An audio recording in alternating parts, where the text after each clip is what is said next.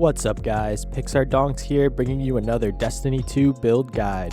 Do you like explosions? How about damage buffs and awesome survivability? What about underused and unique exotics? Today's build will combine all three to turn you into the walking Titan nuke you never knew you needed. I'll tell you all you need to know about the right gear, artifact, mods, and weapons to equip in order to try this awesome build for yourself. Today's build focuses on the Prismatic subclass, utilizing many synergies found between our exotic gear and exotic weapon of choice. Prismatic has been a strong option on Titan ever since its release, and today's build takes that power to a whole new level.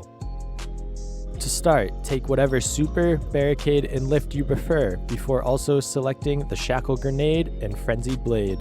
Frenzied Blade is important as it grants us 3 charges, while our grenade element type synergizes with a few fragments, our exotic weapon, and artifact mods. Our first aspect is Knockout, which I believe to be one of the best aspects in the entire game. When critically wounding a target or breaking their shield, you get arc-infused melee attacks with extended range and damage. When you defeat targets with these lightning-infused melee attacks, you become amplified as well as restore a portion of your health. This aspect is incredibly powerful and becomes even better when combined with our exotic armor of choice. Our second aspect is Danger's Lash, providing a bit of extra survivability in the form of suspending enemies. Combined with the Shackle Grenade, you should be able to keep most targets suspended until you defeat them or reach safety. The fragments used in this build work nicely together, although feel free to experiment with whatever works best for you. Our first fragment is Facet of Dawn, granting us the Radiant buff upon powered melee damage. 3 melee charges means this fragment is almost always active. Facet of Bravery grants unraveling rounds to our strand weapons whenever we defeat a target with a powered melee, while Facet of Protection grants us damage resistance while surrounded. Facet of Blessing grants us health regeneration on melee final blows, in addition to the flat health we get from Knockout.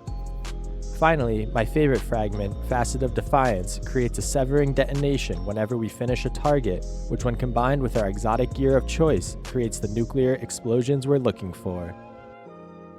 Starting with our stat distribution, try and prioritize as much melee stat as possible. This build is all about melee spam, and the increased damage and ability regeneration from a high melee stat is incredibly useful. Other useful stats include weapons, as the added damage against adds can help us between finisher and powered melee final blows, as well as grenade for even more suspensions. My armor set recommendation for this build is a 4-piece set of Techion's Regalia from the Shattered Throne dungeon. The 2-piece armor bonus for this set provides us with a powerful overshield upon performing a finisher, as well as releasing a slowing burst around us. Finishing targets is a great way to proc our exotic armor piece in between Frenzy Blade charges. The 4-piece armor bonus provides a stacking damage resistance when landing final blows, with finishers granting increased progress. At maximum stacks, this armor set also increases the recharge rate of all of our abilities, making it an extremely powerful and potent armor set to run within the build. Starting with our helmet, take hands-on as well as strand siphon. We want to be using strand weapons within this build in order to take advantage of Facet of Bravery. On your arms, take double impact induction for more grenade spam, as well as heavy-handed to spawn additional orbs of power. The star of the show and our exotic of choice is the Severance Enclosure chest piece. A small side note, I would recommend the Stoicism with Spirit of Assassin and Spirit of the Severance in order to go invisible on melee and finisher kills, but I haven't gotten one to drop yet. Severance Enclosure unleashes a powerful explosion on melee or finisher final blows, a very simple yet effective exotic perk. These explosions can clear an entire room of adds while also severing everything it doesn't kill outright with Facet of Defiance. Match your resistances on your chest to whatever activity and enemies you are facing.